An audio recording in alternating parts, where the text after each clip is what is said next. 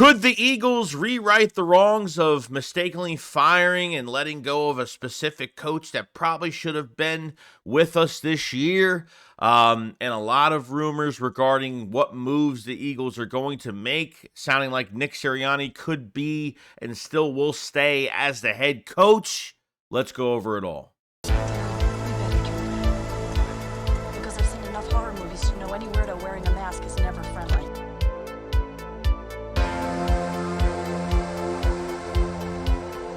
Yo, what is going on, guys? I hope everyone's having a fantastic day today. So I want to go over some news for the Philadelphia Eagles. And this is from NFLTradeRumors.com on some potential moves or rumors that are happening behind the scenes. Since we are very early in the process, the Eagles haven't had one interview with one defensive coordinator or an offensive coordinator, but the first thing we need to find out is Nick Sirianni's future.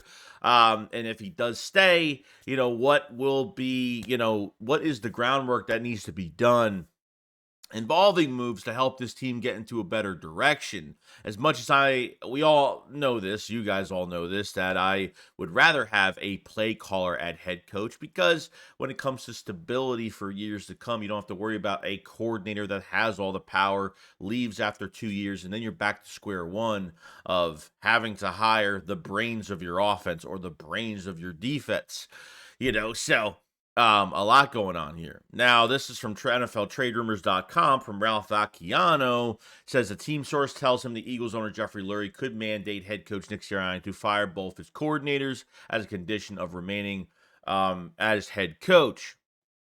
Now, this isn't surprising because Brian Johnson has 4 interviews right now. Sean Desai has already been rumored even before the season ended that he would have been fired, but he was already moved at one point. Matt Patricia will definitely 100% not be the defensive coordinator.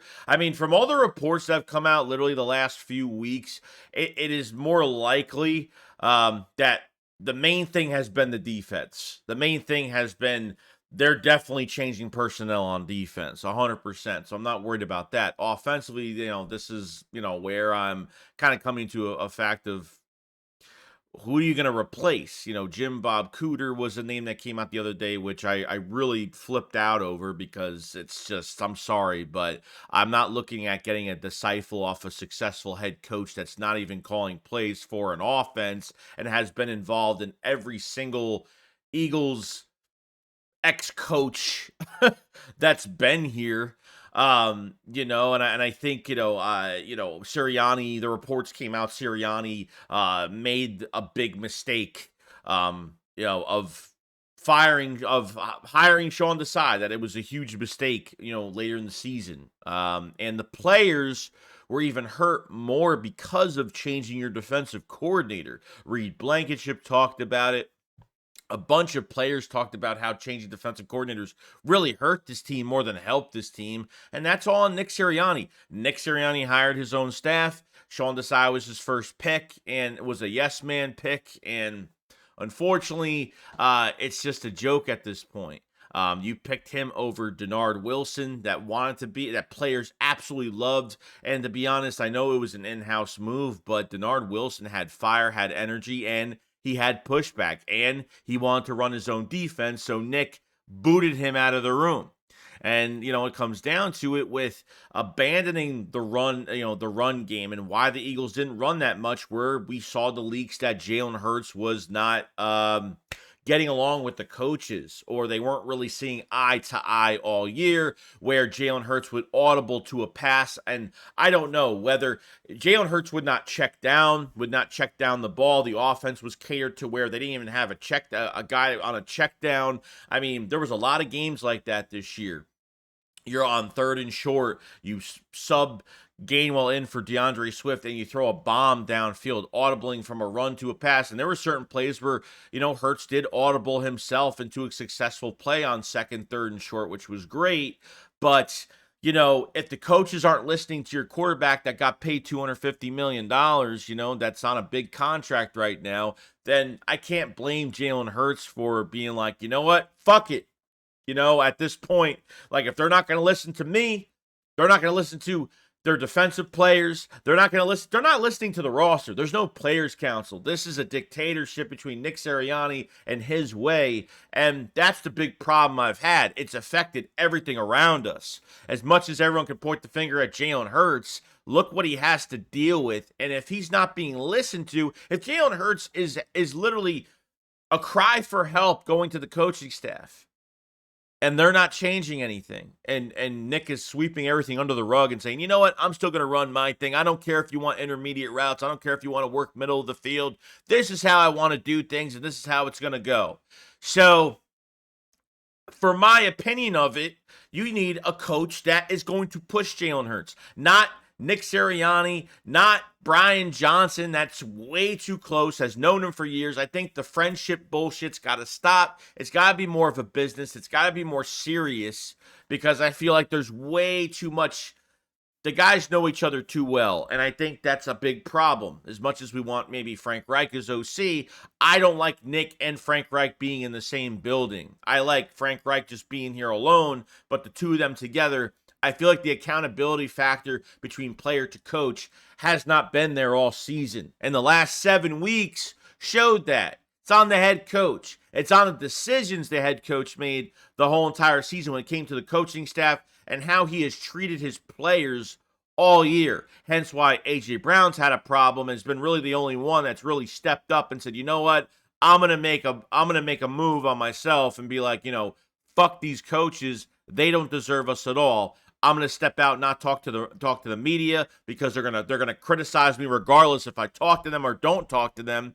So I think it's been a cry for help from the roster, and Nick has been very passive and non-caring about the whole entire situation. Now, there's an offensive side report. On the offensive side, Johnson was promoted in part due to his relationship with Jalen Hurts. However, Vacchiano writes that there are signs that the relationship has sourced too. And I'm not surprised either with that. A team source says Hurts audibled out of a lot of Johnson's calls later in the year, and the two often weren't on the same page, which we already know that. He added there was a frustration over Johnson's tendency to ban the running game too. Well, welcome, because the Eagle fans have been the same fucking way all year. And says overall there are a lot of questions Sirianni, and the Eagles figure out that promising season went off the rails. Yeah, obviously not adjusting. The coach is not listening to the players. The last 7 weeks, I haven't seen fight from the roster, mentality, and there are fans out there that are like, well, the players gave up on the coaches. Well, why is that? From all the reasons I have been specific about, try being on a roster, losing game after game, and there's no energy. And Lane Johnson even questioned the entire roster, that there was no toughness, that there was no urgency, that he never wants to deal with this again. That's how crazy it was.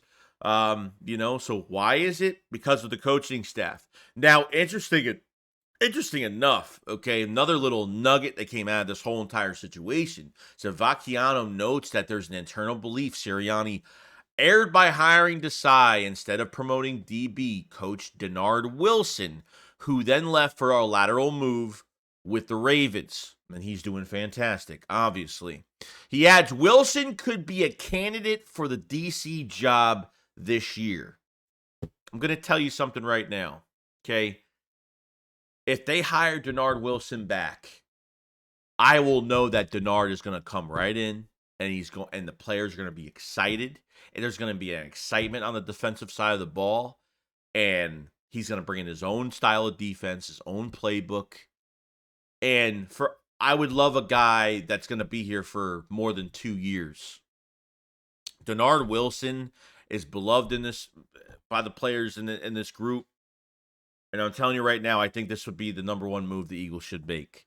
Yes, I get it. Ron Rivera's out there, Martindale, Leslie Frazier. I know there's guys out there. I don't know how much of a higher name or maybe an older coach. The only younger type of defensive coordinator type coach that I would really want to retain would be first on my list out of everybody, even coaches that have been here for years, okay?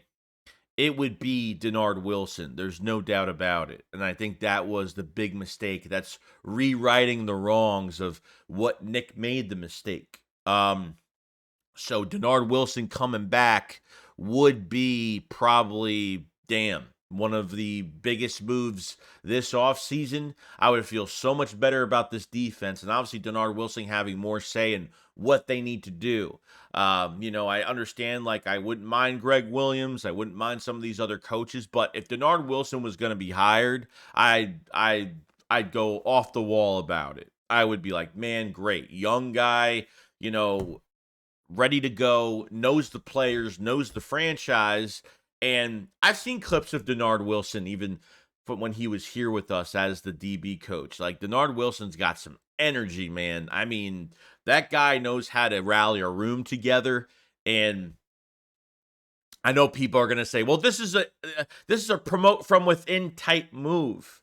I'm like, yeah, it is. It is a promote from within type move. But the difference with this move, okay, is that I know what Dennard Wilson brings to the table. Dennard Wilson was here, knows the franchise, and has set a standard within that cornerback room as how well that cornerback room played last year. Top 10 against the pass last year. Yes, the pass rush definitely helped that, but, James Bradberry had his best year under Dennard Wilson. So, if the Eagles are keeping James Bradberry for some weird reason, okay, this could be the answer if they want to keep him. I'm not a big fan of it, but if it's going to make them better and it's going to make our pass rush hit home, then Dennard Wilson might be the right choice and probably the number one choice coming back to the Philadelphia Eagles, which I would definitely agree to. I think this would be a really good move.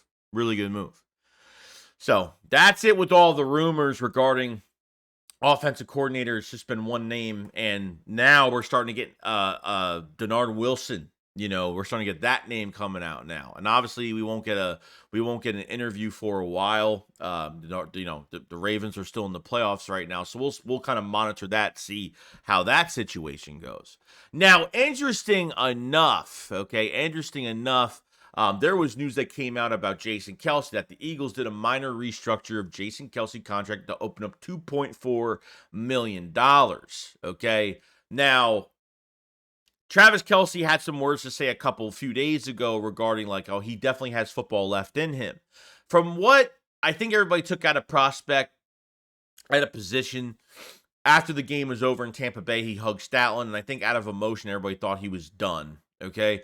But that was, Kelce doesn't like living in the moment of emotion. He likes to, separate yourself, take a break, be in the right mind, make sure you're not making something out of purely emotion. And it seems like Kelce's not leaving, in my opinion. Even on New Heights, when he was talking about it, he started to he just choked up. He choked all of us up at the end of what he was saying about leaving the Eagles. I think he's coming back for one more year. And you just restructured his contract. So, I mean, it's kind of telling you that he is coming back. There's already been rumors, behind the scenes that he, wants to come back for one more year, that, the team is salvageable and could make another run or try to make a run next year. So you save $2.4 million with that move, which would be over $30 million at this point. If the Eagles have 28, 29, it'll be $31 million. Obviously, the Kevin Byard move, I think, has to happen. You save about $13 million if you cut him, or if you try to extend him, you could save 13 as well. So depending on what that Byard move has to happen, and this could be $43.5 million in cap space, which is pretty damn good. Really good number for the Eagles cap space wise going into the month, obviously after the Super Bowl, coming into the the month of March, and free agency comes, to see if how much interest they have. And the number one thing right now is we got to get our coaching staff right before we start looking at players and start who's going to fit this scheme. And, so I think that's what's going to make sense before anything. But it sounds like Kelce's coming back. It could have already been made up. The decision's probably been made behind the scenes already. So that's where everything's going right now. But other than that, guys, that's pretty much it. We've talked about A lot of rumors with Dennard Wilson. Obviously, we've kind of went over the same things in this video that we have been the last, week on Jalen Hurts' relationship with Brian Johnson kind of faltering down. Both coordinators getting fired within, whether it's Pat Patricia, obviously Sean Desai, and Brian Johnson getting fired. So, which is highly likely that Jeffrey Lurie is making him do that and getting out of his comfort zone. And hopefully, I'm liking the rumors, what I'm hearing on the defensive side of the ball. But offensive side of the ball, if Jim Bob Cooter has been the only rumor so far, not great. And I hope there's a lot more coming to it. But let me know what you guys think. Who do you think they will hire? Do you think Dennard Wilson would come back? Now people are like, well, he's not going to come back. Why would he come back? Nick snubbed him. And I think they both parted ways for a specific reason. He had better opportunity to go be as a DB coach somewhere else. But he's coming back as a defensive coordinator, which means there's going to be more money involved. He comes back to a group of guys that he loves coaching. And, there's some, he just needs the control. And I think if Dennard Wilson is hired, the control will be there. Dennard Wilson will have control over that whole defense. They'll have a collaborative effort with Howie Roseman in the draft and free agency and players that he needs. And I think we'll be set in stone, ready to go. I'm hoping to God we get back to aggressive football. And I think Dennard Wilson will be great, and we'll see what happens. Guys, enjoy the rest of your day. I'll see you guys on the next one. Shake some up, follow, slide. Peace out, guys. Peace.